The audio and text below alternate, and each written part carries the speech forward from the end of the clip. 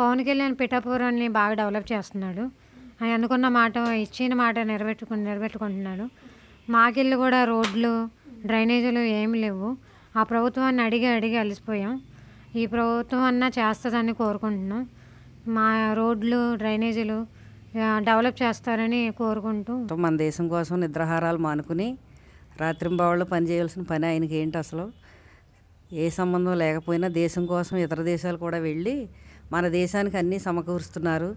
రైతు భరోసాలని, ఆ డబ్బులని, ఈ డబ్బులని జనాలు ఇబ్బంది పెట్టకూడదని నా అభిప్రాయం.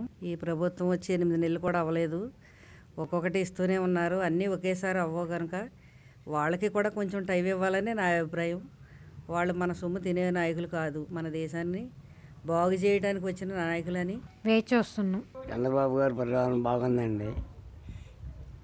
మాకు అన్నీ సక్రమంగా వస్తున్నాయి, బాగా ఆ ముని పలస్తం కన్నా ఇవాళ ఈ గెలిచినానే బాగా ఉందండి. మా ప్రదేశం పెన్షన్ కూడా బాగా శుభ్రంగా ఇస్తున్నారండి. 10 తారీఖు రేషన్ బియ్యం ఇస్తున్నారండి.